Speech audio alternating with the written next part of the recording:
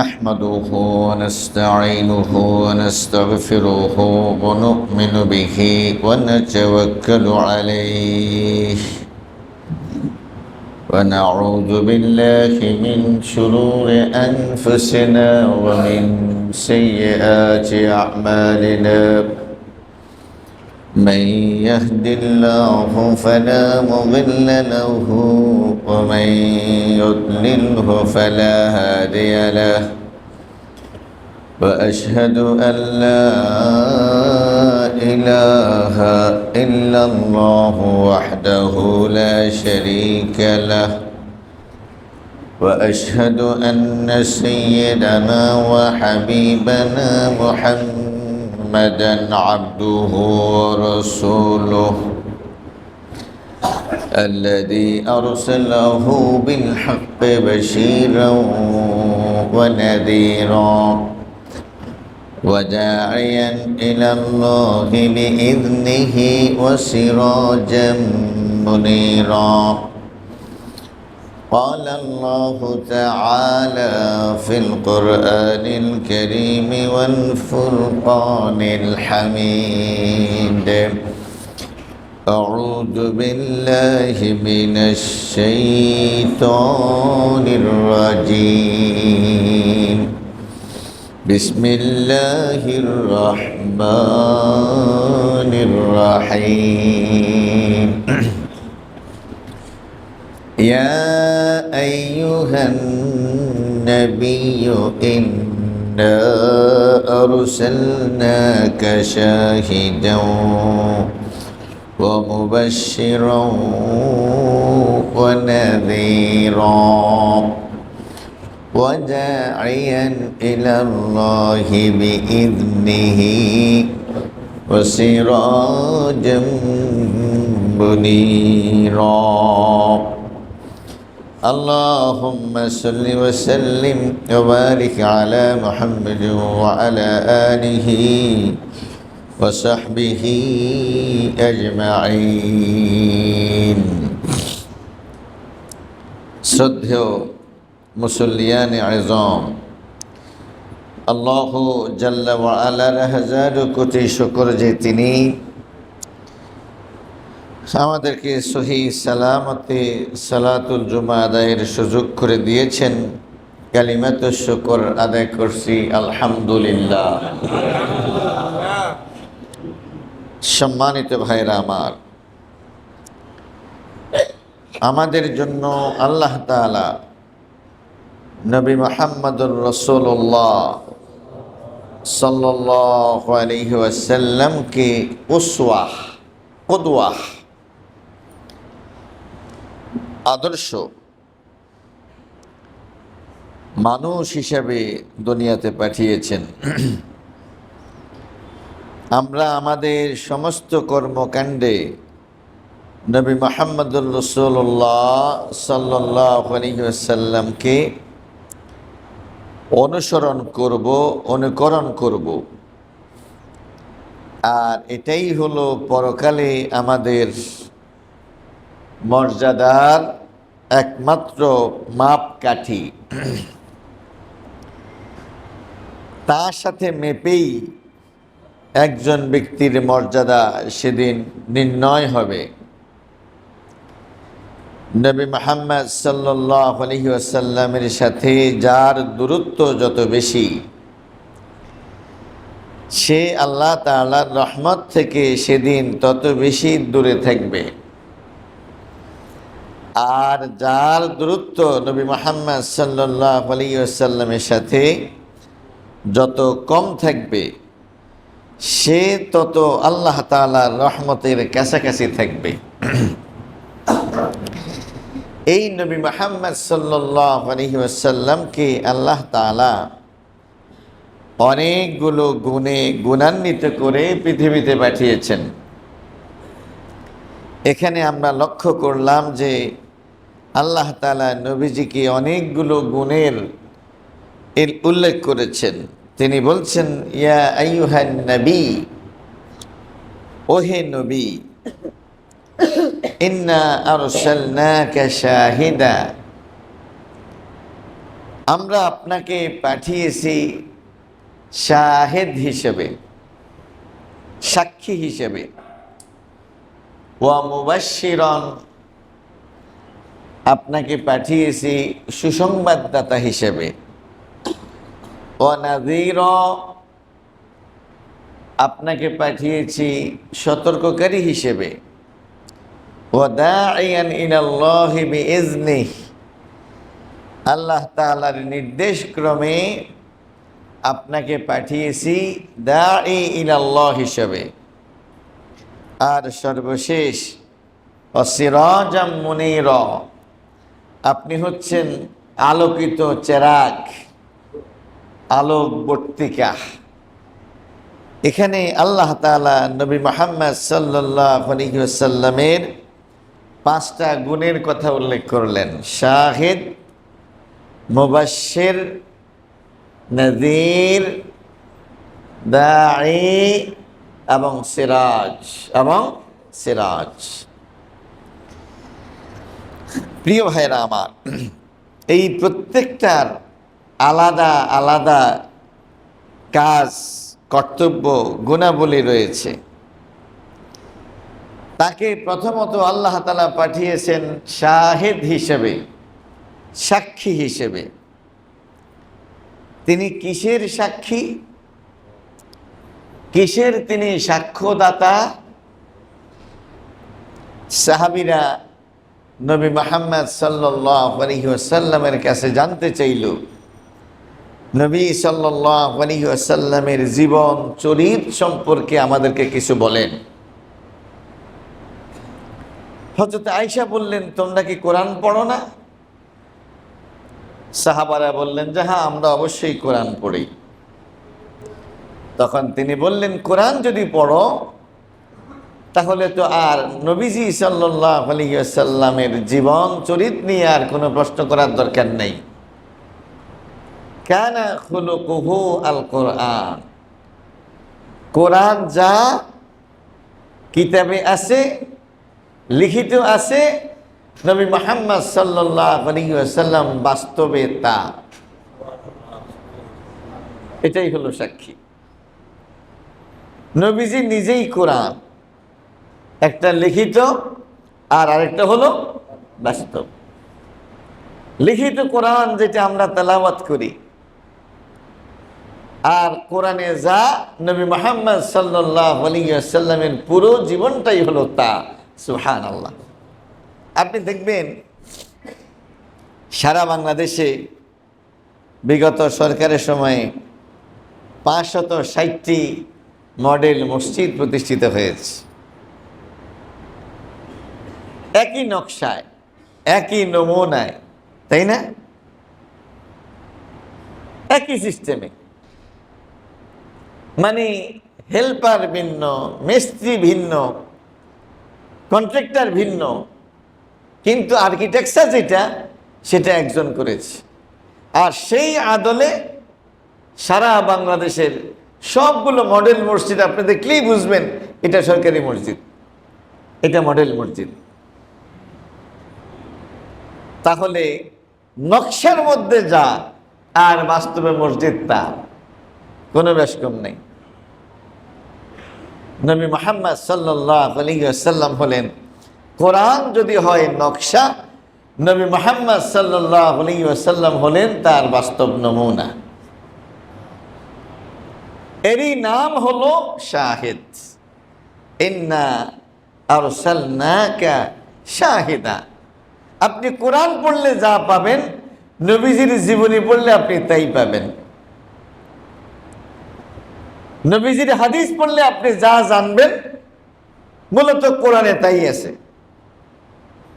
এটাই হলো বাস্তব নমুনা, এটা হলো সাক্ষী। ইন্না আরসালনাকা শাহিদা। সম্মানিত ভাইরা আমার, আমাদেরকেও আল্লাহ তাআলা বলছেন, কুনু কাওয়ামিনা বিল কিসতি শুহাদা। ওহে দুনিয়ার মানুষ, তোমরাও কিন্তু সত্যের সাক্ষ্য হয়ে যাও। তোমরা কি হয়ে যাও? সত্যের সাক্ষ্য হয়ে যাও। কোনো সন্দেহ নেই, নবী মুহাম্মদ সাল্লাল্লাহু আলাইহি ওয়াসাল্লাম হুবহু আল কোরআন। আমাদের কারো পক্ষে হুবহু আল কোরআন হওয়া সম্ভব না, আমরা হতে পারবো না, কিন্তু সেটা হওয়ার চেষ্টাই আমাদেরকে করতে হবে। একটা হলো ইসলাম, একটা হলো মুসলিম। ইসলামের অনুসারে যিনি, তিনি হলেন মুসলিম। কি বলেন, ঠিক কিনা? একজন মুসলিমের সারা জীবনের সংগ্রাম থাকবে, তিনি তার কথা এবং কর্মের মাধ্যমে ইসলামের প্রতিনিধিত্ব করবেন। এটা একজন মুসলিমের জীবনের ব্রত, একজন মুসলিমের জীবনের সিদ্ধান্ত, এটা তার প্রমিস, এটা তার অঙ্গীকার, এটা তার ওয়াদা যে তিনি যেহেতু মুসলিম, মুসলিম শব্দ আসছেই ইসলাম থেকে, মানে ইসলাম যা একজন মুসলিম চেষ্টা করবে তা করতে, যাতে করে মুসলিমকে দেখেই একজন ব্যক্তির ইসলাম সম্পর্কে ধারণা তৈরি হয়ে যায়। একজন মুসলিম যদি তার কথা এবং কর্ম দিয়ে ইসলামের বিপরীত প্রতিনিধিত্ব করেন, তাহলে কি তিনি ইসলামের সাক্ষ্য দিলেন নাকি উল্টা কাজটা করলেন? হ্যাঁ, উল্টা কাজ করলেন। আল্লাহ তাআলা আমাদেরকে বুঝার তৌফিক দান করুন। শাহেদ, সাক্ষী নবী মুহাম্মদ সাল্লাল্লাহু আলাইহি ওয়াসাল্লাম, তিনি নিজে ছিলেন ইসলামের সাক্ষী। দেখুন, আমরা যখন এই বিষয়ে আলোচনা করি, বিশেষ করে জুমার দিনের কথা বলি, সারা বাংলাদেশ সহ সারা পৃথিবীর প্রায় সমস্ত খতিবরা জুমার নামাজের শেষে একটি উপদেশ মুসল্লিদেরকে দিয়ে থাকেন, একটি আয়াত সেখানে পেশ করে থাকেন যে ইন্নাল্লাহা ইয়া'মুরুকুম বিল আদলি ওয়াল ইহসান, যে নিশ্চয়ই আল্লাহ তাআলা তোমাদেরকে আদেশ করেছেন আদলের, ইনসাফের। আদল, ইনসাফ। আদল মানে হলো ইনসাফ। আল্লাহ তোমাদেরকে আদেশ করেছেন তোমরা ইনসাফ করবা। এই আয়াতের প্রথম আমলকারী নবী মুহাম্মদুর রাসূলুল্লাহ সাল্লাল্লাহু আলাইহি ওয়াসাল্লাম। ইসলামের বক্তব্য হলো ইনসাফ কায়েমে, আদল প্রতিষ্ঠায় তোমরা প্রয়োজনে নিজেরা নিজেদের বিপক্ষে অবস্থান করবে। প্রয়োজনে বাবার বিরুদ্ধে যাবে, প্রয়োজনে মায়ের বিরুদ্ধে যাবে, প্রয়োজনে স্ত্রীর বিরুদ্ধে যাবে, প্রয়োজনে স্বামীর বিরুদ্ধে যাবে, প্রয়োজনে সন্তানের বিরুদ্ধে যাবে, এমনকি নিজের বিপক্ষে হলেও তোমরা ইনসাফকে আঁকড়ে ধরবে, নিজে প্রয়োজনে শাস্তি গ্রহণ করবে। এটা হলো ইসলামের বাণী, এটা হলো ইসলামের বাণী। নবী মুহাম্মদ সাল্লাল্লাহু আলাইহি ওয়াসাল্লাম তার জীবনে এটার বাস্তব আমলকারী। ফাতেমা নামে এক ভদ্র মহিলা, মাখজুমি বংশের, কুরাইশ বংশের একটা শাখা ভদ্র মহিলা, তিনি চুরি করেছিলেন। ফাতেমা মাখজুমি, মাখজুম বংশের। এখন ইসলামের বিধান হলো চোরের হাত কাটা। ইসলামের বিধান কি? চোরের হাত কাটা। এখন মাখজুম গোত্রের লোকেরা চিন্তা করলো, এখন যদি আমাদের এই ফাতেমার হাত কাটা হয় তাহলে তো আমাদের আর ইজ্জত থাকে না, আমাদের আর ইজ্জত থাকে না, আমাদের আর সম্মান থাকে না। এখন কি করা? তারা চিন্তা করলো, আমরা নবী মুহাম্মদ সাল্লাল্লাহু আলাইহি ওয়াসাল্লামের কাছে এই মর্মে সুপারিশ করি, যাতে করে তার হাত না কেটে অন্য কোনোভাবে মানে এটার প্রতিবিধান করা যায় কিনা। এখন তারা কাকে সুপারিশকারী ধরবে? আপনারা জানেন নবী সাল্লাল্লাহু আলাইহি ওয়াসাল্লামের কোনো ছেলে ছিল না। তিনি একজন পালক একজন গোলামকে, হযরত আয়েশা সিদ্দিকা রাদিয়াল্লাহু তাআলা আনহা যাকে ক্রয় করেছেন, যার বাপের পরিচয় আজও জানা যায় নাই, যার নাম হলো যায়েদ বিন হারেসা। যায়েদ বিন হারেসা। সাধারণত বংশের পরিচয় পাওয়া যায় বাবার মাধ্যমে, কিন্তু যার বাবা নাই অথবা বাবার পরিচয় জানা নাই, তার পরিচয় মায়ের মাধ্যমে হয়ে থাকে। যেমন হযরত ঈসা ইবনে মারইয়াম, ঈসা আলাইহিস সালাতু ওয়াস সালামের বাবা নাই, তিনি পরিচয় লাভ করেছেন মায়ের মাধ্যমে। মায়ের নাম কি? হযরত মারইয়াম। অনুরূপভাবে যায়েদ বিন হারেসা, মায়ের নাম জানা গেছে, বাপের নাম জানা যায় নাই। তিনি একজন চাকর ছিলেন। তাকে হযরত আয়েশা সিদ্দিকা রাদিয়াল্লাহু তাআলা আনহা ক্রয় করে নিয়েছেন।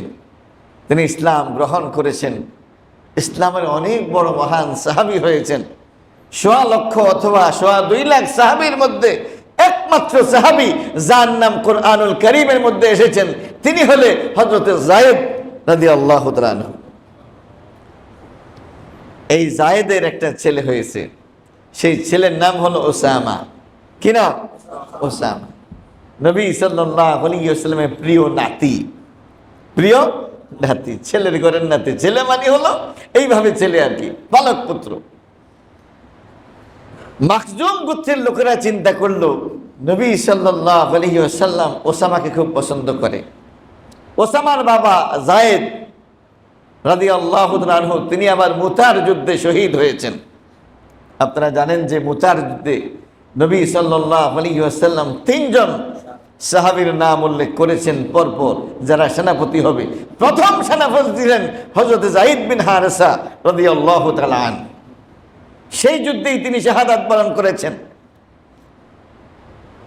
তারই এতিম সন্তান হলো হযরত ওসামা, নবী মুহাম্মদ সাল্লাল্লাহু আলাইহি ওয়াসাল্লামের কলিজার টুকরা, নয়নের পুতুল।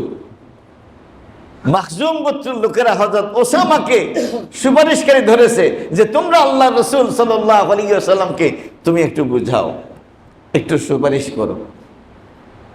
হযরত ওসামা রাদিয়াল্লাহু তাআলা আনহু নবীজির কাছে ওই ফাতেমা নাম্নী মাখজুম গোত্রের সেই মহিলার চুরি করার ব্যাপারে সেই বিচারের শাস্তি মওকুফ করার জন্য নবীজির কাছে সুপারিশ করলেন।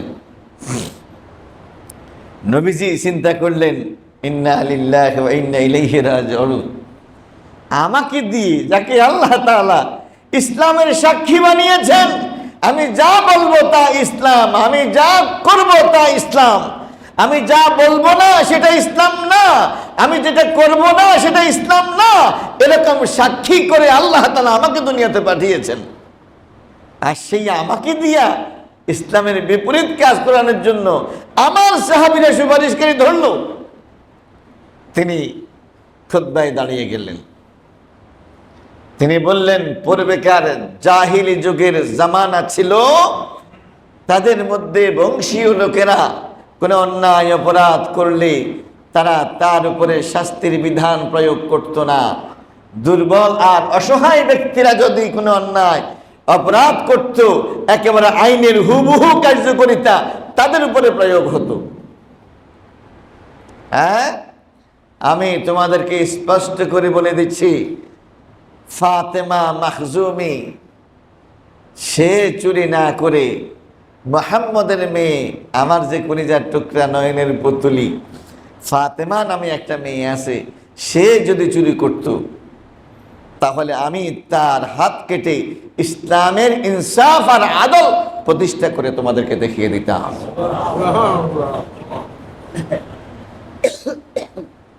হাযা হুয়াল ইনসাফ, হাযা হুয়াল আদালাহ। এটাই হলো ন্যায় পরায়ণতা, আর এটাই হলো নবী মুহাম্মদ সাল্লাল্লাহু আলাইহি ওয়াসাল্লামের শাহাদা। নবীজির কি শাহাদা? তার প্রতিটি কথা ইসলামের প্রতিনিধিত্ব করত, তার প্রতিটি কাজ ইসলামের প্রতিনিধিত্ব করত, তার সামনে সাহাবায়ে কেরাম আজমাইন কোনো কাজ করতেন, কাজ করার পরে নবী যদি কিছুই না বলতেন, কিছুই বলেন নাই যে ঠিক আছে এটা করিও অথবা সামনে আর করিও না, কিছুই যদি না করতো, তাহলে এটা একটা সুন্নত হয়ে যেত যে নবীজির সামনে একটা কাজ করা হয়েছে, নবীজি চুপ ছিলেন, উনি কিছুই বলেন নাই। তখনও সাহাবীরা বলতেন হ্যাঁ এই কাজটার অনুমোদন আছে, এই কাজটার অনুমোদন আছে। যেমন আমরা জানি আসলে নামাজের পরে সূর্য ডুবার আগ পর্যন্ত আর কোনো নফল নামাজ নাই, কি ঠিক কিনা? আবার ফজরের নামাজের পরে সূর্য উঠা পর্যন্ত কোনো নফল নামাজ নেই। একবার আপনারা একটা জিনিস জানেন যে নবী মুহাম্মদ সাল্লাল্লাহু আলাইহি ওয়াসাল্লাম তিনি যখন সফরে বের হতেন তখন সাধারণত তিনি সুন্নতে মুআক্কাদা যেটা এটা তিনি পড়তেন না, মানে সফরের সময় সুন্নত না পড়াটাই ছিল সুন্নত, যেহেতু ফরজকেই আল্লাহ তাআলা সেখানে অর্ধেক করে দিয়েছেন, কেবল মাগরিব ব্যতীত। মাগরিবের নামাজ তো আর অর্ধেক করার সুযোগ নাই, অর্ধেক করলে এটা ১.৫ রাকাত হয়, এই জন্য মাগরিবের নামাজ তিনি ৩ রাকাতই পড়েছেন। আর বাকি ৪ রাকাত বিশিষ্ট সমস্ত ফরজ নামাজ তিনি ২ রাকাত ২ রাকাত করে পড়েছেন। ফজরের নামাজ তো আসেই ২ রাকাত ২ রাকাত পড়েছেন। তিনি অন্য কোনো সুন্নত নামাজ সাধারণত সুন্নত সফরের মধ্যে পড়তেন না। তবে ফরজের বাহিরে ২টা নামাজ নবী সাল্লাল্লাহু আলাইহি ওয়াসাল্লাম সফরের মধ্যেও পড়তেন। একটা হলো বেতের, একটা কি বেতেরের নামাজ। বেতেরের নামাজ হাদিসের মধ্যে আসে ইন্নাল্লাহা ওয়াতরুন ইউহিব্বুল ওয়াতরা, বেতের মানে হলো বেজোড়, নিশ্চয়ই আল্লাহ তাআলা বেজোড়, তিনি বেজোড়কে পছন্দ করেন। মান লাম ইউতির ফালাইসা মিন্না, যারা বেতেরের নামাজ পড়ে না তারা আমার উম্মার অন্তর্ভুক্ত না, এই জাতীয় কথাও আছে। কথা বুঝে আসছে? খুব সম্ভব ইমাম আহমদ ইবনে হাম্বল রাহমাতুল্লাহি আলাইহি বলছেন যারা কোনো ওযর ছাড়া বেতেরের নামাজ তরক করে আদালতে তাদের সাক্ষী গ্রহণযোগ্য হবে না। মানে বেতেরের নামাজটা খুবই গুরুত্বপূর্ণ, এই জন্য সফরের মধ্যে নবীজি বেতেরের নামাজটাও পড়তেন। আর আরেকটা নামাজ পড়তেন, সেটা হলো ফজরের নামাজের সুন্নত। ফজরের নামাজের সুন্নত নবী সাল্লাল্লাহু আলাইহি ওয়াসাল্লাম এই সুন্নতের মর্যাদা সম্পর্কে বলেছেন রাগিবাতা আল ফজর খায়রুম মিনাদ দুনিয়া ওয়া মা ফিহা। ফজরের নামাজের 2 রাকাতের সুন্নতের মর্যাদা হলো দুনিয়া এবং দুনিয়ার মধ্যে যত সম্পদ আছে সবগুলো চাইতে 2 রাকাত সুন্নত নামাজের মর্যাদা আল্লাহ তাআলার কাছে বেশি। এই জন্য নবীজি সফরের মধ্যেও কি করতেন? এই সুন্নত পড়তেন। এই জন্য দেখা যায় ফজরের নামাজে যখন জামাত শুরু হয়ে যায় তখন আমাদের লোকজন কিন্তু আইসা দ্রুত সুন্নত পড়ে, কি বলেন ঠিক কিনা? যাই হোক, এটা নিয়ে অনেক তর্ক বিতর্ক আছে, আমি সেই দিকে যাচ্ছি না। মানে এটার গুরুত্বের কারণেই মূলত ফরজে জামাত কায়েম হয়ে গেছে, মুয়াজ্জিন নিযুক্ত করা হয়েছে, ইমাম নিযুক্ত করা হয়েছে, মাইকিং এর ব্যবস্থা করা হয়েছে, মসজিদের ব্যবস্থা করা হয়েছে ফরজ নামাজ পড়ার জন্য। সেই ফরজ নামাজ চলতেছে, আমরা কিন্তু সুন্নত পড়ি। কেন পড়ি? ওই যে ফজর নামাজের বিশেষ গুরুত্বের কারণে। নবী সাল্লাল্লাহু আলাইহি ওয়াসাল্লামের পরিষ্কার হাদিস, তোমাদের কেউ যদি সুন্নত না পড়তে পারে ফজরের আগে, তাহলে সে যেন সূর্য ওঠার পরে সুন্নতটা পড়ে। তাহলে ফজরের সুন্নতটা কখন পড়বে? সূর্য ওঠার পরে পড়বে, এটাই হলো স্বাভাবিক নিয়ম। কিন্তু এক সাহাবী একদিন আইসা ফজরের জামাত হয়ে গেল, উনি দাঁড়াইয়া আরো 2 রাকাত নামাজ পড়লেন। নবী সাল্লাল্লাহু আলাইহি ওয়াসাল্লাম বললেন যে তুমি এটা কিসের নামাজ পড়ছো? বললেন যে আমি তো আইসা দেখলাম যে জামাত দাঁড়াই গেল, আমি সুন্নত পড়তে পারি নাই, আমি আইসা জামাতে শামিল হয়ে গেলাম, আমি যে সুন্নতটা পড়তে পারি নাই সেই সুন্নতটা এখন পড়লাম। খেয়াল করেন, ফজরের নামাজের সুন্নতটা যদি আগে না পড়তে পারে কখন পড়বে? সূর্য ওঠার পরে। এটা একদম পরিষ্কার সহিহ হাদিস, বলছে কে? নবী মুহাম্মদ রাসূলুল্লাহ। এখন এই সাহাবীর কাজটা তার উল্টা হলো কিনা? উল্টা হলো। উনি যখন বললেন যে আমি আজকে যে সুন্নতটা পড়তে পারি নাই সেটা এখন পড়লাম, নবীজি আর কিছুই বলেন না, একজন চুপ ছিলেন। একদম কি ছিলেন? চুপ ছিলেন। ওনার এই কাজটা কিন্তু ফরজের পরে সূর্য ওঠার আগে তিনি কাজটা করেছেন, নবীজি চুপ ছিলেন। এটার কারণে এটাকে বলা হয় সুন্নতে সুকুতি। সুন্নতে চুকুত মানে চুপ থাকার সুন্নত। বলছিলাম নবীজি সাক্ষী, যা বলেন তা ইসলাম, যা করেন তা ইসলাম। উনি চুপ থাকলে সেটাও কিন্তু ইসলামের মধ্যে সুন্নত হয়ে যায়। সুবহানাল্লাহিল আযীম ওয়া বিহামদিহি। এই কারণে ইসলামের একদলের বক্তব্য হলো, যারা মনে করে যে সূর্য ওঠার পরে সুন্নত পড়তে গেলে হইতে পারে ওই দিনে সুন্নত তার পড়া নাও হতে পারে, ছুটে যাওয়ার সম্ভাবনা থাকে, এই সমস্ত ক্ষেত্রে ওই দিনের ওই সুন্নতটা ইচ্ছা করলে সে সূর্য ওঠার আগেও পড়তে পারবে, যদি কারো এরকম কোনো সমস্যা থেকে থাকে। যাই হোক, আমার মাসলাতে বলা উদ্দেশ্য নয়, বলা উদ্দেশ্য হলো নবী মুহাম্মদ সাল্লাল্লাহু আলাইহি ওয়াসাল্লাম তিনি হলেন ইসলামের সাক্ষী। তিনি কি? তিনি সাক্ষী। কিসের সাক্ষী? ইসলামের সাক্ষী। তিনি যা বলেন তা ইসলাম, যা করেন তা ইসলাম। চুপ থাকবেন সেটাও ইসলাম, জবান খোলেন সেটাও ইসলাম। সুবহানাল্লাহিল আযীম ওয়া বিহামদিহি। আমরা সেই নবীর উম্মত। আমাদেরকেও, আমরা যারা মুসলিম, আমাদেরকেও ইসলামের সাক্ষী হতে হবে। আমাদেরকে কি হতে হবে? ইসলামের সাক্ষী হতে হবে। আপনি চেষ্টা করবেন এমন কোনো কথা না বলতে যেটার সাথে ইসলামের সম্পর্ক নাই। আপনি চেষ্টা করবেন এমন কোনো কাজ না করতে যেটার সাথে ইসলামের কোনো সম্পর্ক নাই। আপনি চেষ্টা করবেন এমন কোনো কিছু না খাইতে যেটার সাথে ইসলামের কোনো সম্পর্ক নাই, যাতে করে একজন লোক ইসলাম চিনে আপনাকে দিয়ে, ইসলাম বুঝে আপনাকে দিয়ে, ইসলামের অনুসরণ করে আপনাকে দিয়ে, এটা আদৌ ইসলাম কিনা সেটা জানবে আপনাকে দিয়ে। দেখুন,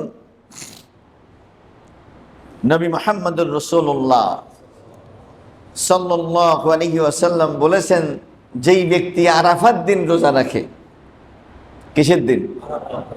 তার 2 বছরের গুনাহ মাফ হয়ে যায়। 2 বছরের গুনাহ। নবীজি সাল্লাল্লাহু আলাইহি ওয়াসাল্লাম জীবনে হজ করেছেন একবার, আরাফার ময়দানে উপস্থিত ছিলেন একবার। কয়বার? এখন আরাফাত দিনে হাজিরা রোজা রাখবে কি রাখবে না? রাখবে কি রাখবে না? আরাফাত দিনে হাজিরা রোজা রাখবে কি রাখবে না? নবীজি তো বলছি, যে ব্যক্তি আরাফাত দিন রোজা রাখে তার কয় বছরের গুনাহ মাফ? 2 বছরের গুনাহ মাফ হয়ে যাবে। তাহলে আরাফাত দিনে হাজিরা রোজা রাখবে কিনা? সাহাবীদের মধ্যে 2টা মত হইয়া গেল। নবীজি আজকে রোজা অবস্থায় আছে নাকি নাই। কেউ বলল নবীজি রোজা রাখছেন, কেউ বলল না নবীজি রোজা রাখেন নাই, নবীজি রোজা রাখেন নাই। এখন একজনের টেস্ট করার জন্য নবীজি সাল্লাল্লাহু আলাইহি ওয়াসাল্লামের কাছে মানে পানি জাতীয় শরবতযুক্ত একটু খাবার পাঠাইছে নবীজির কাছে, দেখি নবীজি খায় কি না। সুবহানাল্লাহিল আযীম ওয়া বিহামদিহি। নবীজি সাল্লাল্লাহু আলাইহি ওয়াসাল্লাম ওই শরবত পাইয়া তিনি হাত উঁচা করে ডক ডক ডক ডক ডক ডক করে খেয়ে ফেললেন। এখন আরাফাত দিনে আরাফার মাঠে নবীজি কি রোজা রেখেছেন নাকি রোজা রাখেন নাই? রোজা রাখেন নাই। তাহলে আরাফাত দিনে আরাফার ময়দানে যারা হজ করতেছে তারা রোজা রাখবে না, এটা হলো সুন্নত। সুবহানাল্লাহ। তাহলে রোজা রাখবে কে? যারা বাহিরে আছে, যারা বাহিরে আছে। সুবহানাল্লাহিল আযীম। এটা হলো সাক্ষী। তিনি যা করেন তা ইসলামের সাক্ষী, তিনি যেটা করবেন না সেটা ইসলামের সাক্ষী না। কথা বুঝে আসছে? এখন আপনি যদি হজ করতে গিয়া আরাফাত দিনে আপনি যদি রোজা রাখেন, তাহলে আপনার এই কাজটা হবে সুন্নতের খেলাফ। কিসের খেলাফ? আপনার এই কাজটা হবে সুন্নতের খেলাফ। এই কাজটা নিঃসন্দেহে উত্তম নয়। আপনি যদি আরাফাত দিন রোজা রাখেন, রাতের বেলায় আপনাকে যেতে হবে মাগরিবের পরপরই, সূর্য ডুবার পরপরই আপনাকে যেতে হবে মুজদালিফায়। কি ঠিক কিনা? কারো 1 ঘন্টা লাগে, কারো 2 ঘন্টা লাগে, কারো 3 ঘন্টা লাগে, কারো 4 ঘন্টা লাগে, কারো 5 ঘন্টা লাগে, কারো 6 ঘন্টা লাগে। কেউ তো ফজরের আগেও ঠিক মতো বসতে পারে না। কি ঠিক কিনা? রোজা রাখে যদি আপনি কাহিল হয়ে যান, তাহলে আপনি মুজদালিফায় কেমনে যাবেন? এরপরে মুজদালিফার পরের দিন কোরবানির দিন আপনাকে আবার মিনায় যেতে হবে। আপনাকে শয়তানকে পাথর নিক্ষেপ করতে হবে, আপনাকে কোরবানি করতে হবে, আপনাকে মাথা মুন্ডন করতে হবে, আপনাকে আবার মক্কায় গিয়ে তাওয়াফ করতে হবে। তাহলে আগের দিন রোজা রেখে যদি আপনি কাহিল হয়ে যান, তাহলে এই যুদ্ধ, এই লড়াই, এই জিহাদ আপনি করবেন কেমনে? কথা কি বুঝে আসছে?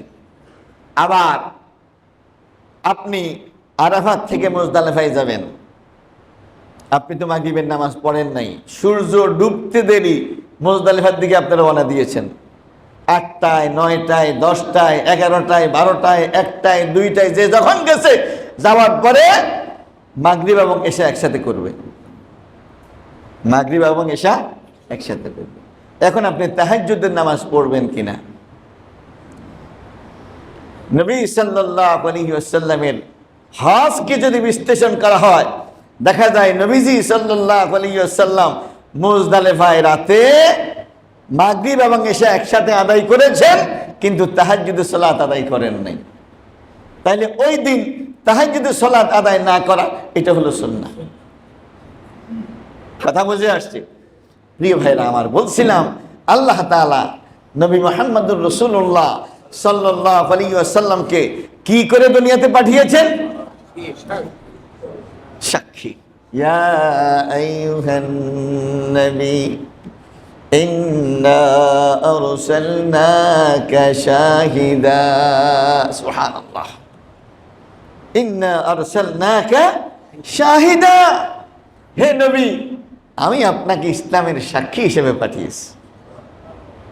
আমাদের প্রতিটি মুসলমানের উচিত ইসলামের প্রতিনিধিত্ব করা, ইসলামের প্রতিনিধিত্ব করা। আপনার কথা, আপনার কাজ, আপনার শোয়া, আপনার চলন, আপনার বলন, আপনার মুআমালাত, আপনার লেনদেন, আপনার আখলাক, সব কিছু আল্লাহর ইসলামের প্রতিনিধিত্ব করবে, যাতে করে এর মাধ্যমে মুসলিমরা ইসলামের সৌন্দর্য দেখতে পায়, মুসলিমরা ইসলামের সৌন্দর্য দেখতে পায়। আল্লাহ তাআলা আমাদেরকে বুঝার তৌফিক নসিব করুন। সবাই বলেন আমিন। আজকে আসার সময় একজন রিকশাওয়ালা ভাই, উনি গত কয়েক সপ্তাহ পরে উনি আজকে আমাকে ফোন দিলেন, যে হুজুর আমি আপনার বাসার নিচে আছি। বাস স্ট্যান্ড পর্যন্ত আমাকে নিয়ে আসলেন। ভদ্রলোকের কোনো ছেলে নাই, একমাত্র মেয়ে। তাকে বিয়ে দিয়েছেন, দিনদার মানুষ, নামাজি মানুষ। তো একটা পর্যায়ে কেঁদে উঠলেন, বললেন যে হুজুর, মেয়েটাকে বিয়ে দিতে গিয়ে আমি একটু ক্ষতিগ্রস্ত হয়েছি। কি হয়েছে? প্রায় 1.5 লাখ টাকা কোন ব্যাংক থেকে, গ্রামীণ ব্যাংক বা অন্য কোথাও থেকে উনি সুদে টাকা নিয়েছেন। সেই কারণে ওনার কাছে এখন আর কোনো টাকা পয়সা নাই। রিক্সাটাই ওনার পুঁজি, রিক্সা চালায়। তো ভদ্রলোক, আমি চিন্তা করলাম আজকে আমাদের মুসলমানদের অবস্থা কই গিয়ে ঠেকলো? কি আছে যে সুদের সাথে জড়িত না? মানে এমন ভাবে আমরা সুদের সাথে জড়াইয়া পড়ছি, যেন এই ব্যাপারে আল্লাহ কোনো কথাই বলেন নাই। যেন এই ব্যাপারে নবী মুহাম্মদ সাল্লাল্লাহু আলাইহি ওয়াসাল্লামের কোনো দিক নির্দেশনাই নাই।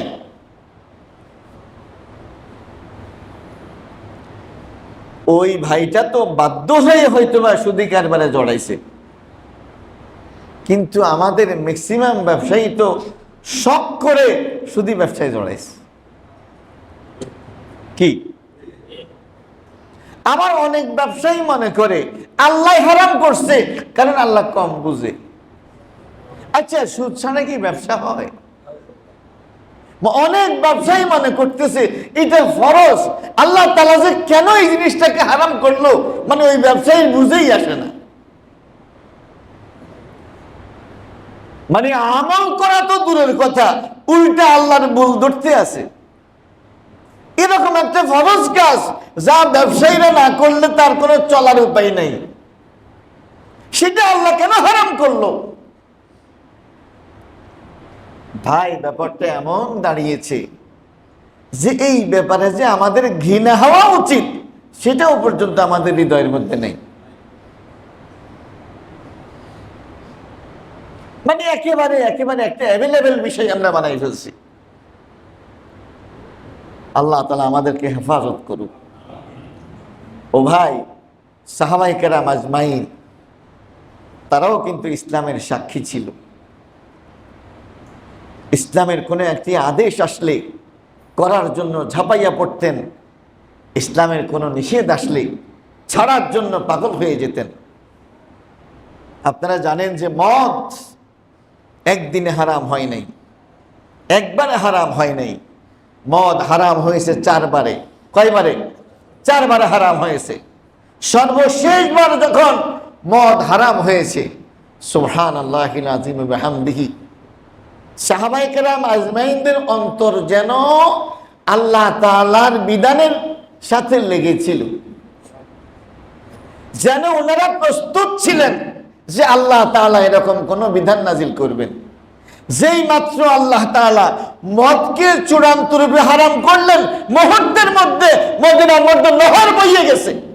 যার কাছে যেভাবে ছিল, যার বোতলে ছিল বোতল ঢেলেছিলেন, যার পাত্রে ছিল পাত্র ঢেলে দিয়েছে, যিনি হাতে নিয়েছেন হাত থেকে ফেলে দিয়েছে, যার মুখের মধ্যে ছিল কিছু খাইছে কিছু মুখে আছে তিনি বাকিটা কুলি করে ফেলে দিয়েছেন।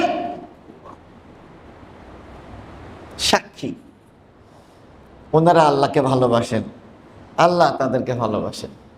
ওনারা আল্লাহর উপরে রাজি, কারণ তারাও আল্লাহর উপরে রাজি, আল্লাহ তাদের উপরে রাজি, কারণ আল্লাহ তাআলার কোন বিধানের সাথে তারা কখনো ভিন্ন মত পোষণ করে নাই।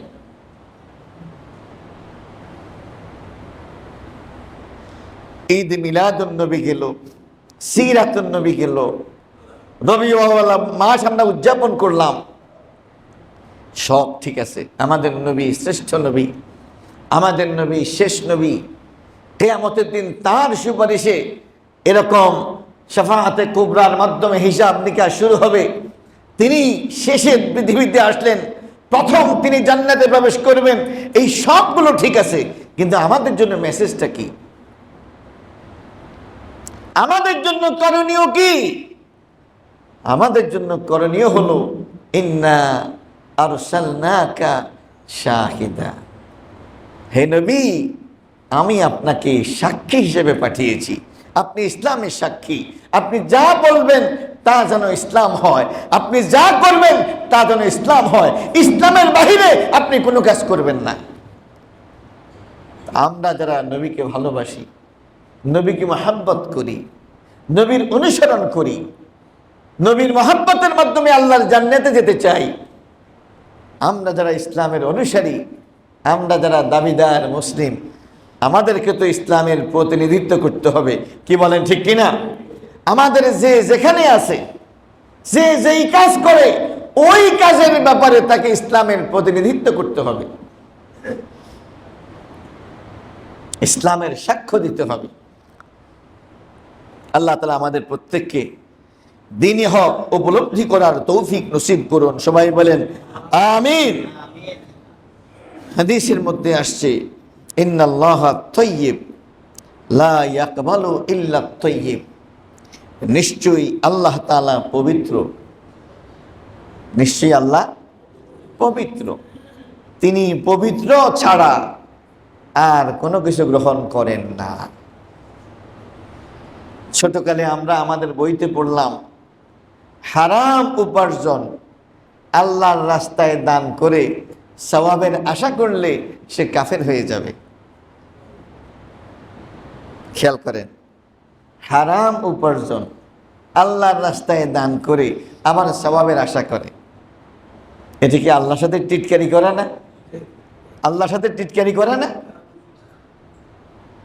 মানে আল্লাহর নিষিদ্ধ কাজ করে আবার আল্লাহর কাছে পুরস্কারের আশা করা কি? হাদিসের মধ্যে আসছে, নবী মুহাম্মদ সাল্লাল্লাহু আলাইহি ওয়াসাল্লাম বলছেন, 3 ব্যক্তির দোয়া কবুল হয়, তার মধ্যে এক ব্যক্তি হলো মুসাফির। এক ব্যক্তিকে মুসাফির। এখন মুসাফির ব্যক্তি সফরে গেল, তার চেহারা হলো উস্কো খুস্কো, তার চুল হলো এলোকেশি, পুরা চেহারা শরীরের মধ্যে ধুলাবালি। এই মুহূর্তে সে লম্বা করে হাত তুলল, ইয়া রব, ইয়া রব, ইয়া রব। তার মানে হলো এই লোকের দোয়া কবুল হবে, যেহেতু সে মুসাফির। নবী সাল্লাল্লাহু আলাইহি ওয়াসাল্লাম বলছেন, কিভাবে তার দোয়া কবুল হবে? মাতআমুহু হারাম ওয়া মাশরাবুহু হারাম ওয়া মালবাসুহু হারাম ওয়া গুযিয়া বিল হারাম।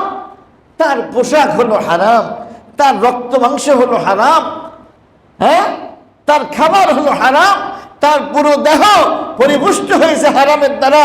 ফাআন্না ইউস্তাজাবু লাহ, কিভাবে তার দোয়া কবুল করা হবে?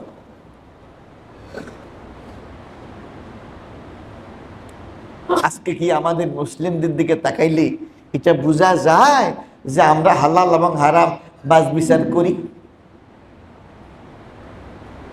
গত কিছুদিন আগে বাংলাদেশের একটা জাহাজ যে আটকানো হয়েছে সমুদ্রের মধ্যে, জানেন আপনারা?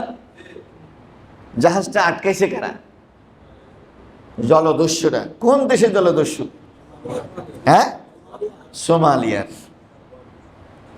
আমাদের যারা ধরা খাইছে তারা জলদস্যুদের হৃদয় আকৃষ্ট করার জন্য তাদেরকে বলেছে, দেখো তোমরাও মুসলমান, আমরাও মুসলমান। তখন লা ইলাহা ইল্লাল্লাহ মুহাম্মাদুর রাসূলুল্লাহ এই কালিমা তাদের সামনে পড়েছে। মুসলমান জলদস্যু। এটা ইসলামী শিক্ষা, এটা ইসলামী শিক্ষা। জনগণ ইসলাম সম্পর্কে এই মেসেজ পাবে, এটা ইসলামী সাক্ষী। তো ওরা হয়তো বড় পরিসরের দস্যু, কিন্তু তলে তলে তলে তলে আমরা অনেকেই ছোট ছোট দস্যু আছি। কি আছে কিনা? এটা কি ইসলামের প্রতিনিধিত্ব করে? দ্বীনের প্রতিনিধিত্ব করে? কাল কিয়ামতের কঠিন ময়দানে আমার আপনার আল্লাহ তাআলার কাছে মান মর্যাদা সম্মান নির্ভর করবে কে কতটা ইসলামের বাস্তব সাক্ষ্য আমরা প্রদান করেছি। কি ঠিক কিনা? আমাদের মুসলিম সাংবাদিক, তার ভয়ে সবাই তটস্থ, কোন সময় কোন রিপোর্ট করে বসে। আর ওই সাংবাদিক সত্য হোক মিথ্যা হোক সকল রিপোর্টই তিনি করে। কোন মুসলমানের পক্ষে মিথ্যা সংবাদ পরিবেশন করা এটা কি সম্ভব? কোন সাংবাদিকের ব্যাপারে বুকে হাত দিয়ে জনগণ বলতে পারবে তিনি সত্য ঘটনাই কেবলমাত্র লিখবেন, মিথ্যা কোনো ঘটনা লিখবেন না? এরকম কোন সাংবাদিক পাওয়া যায়? কি অবস্থার মধ্যে আমরা আছি? মানে যে যেখানে আছি সেখানেই আল্লাহর ইসলামকে জবাই করতেছি। তাহলে ইসলামের প্রতিনিধিত্ব করবে কে?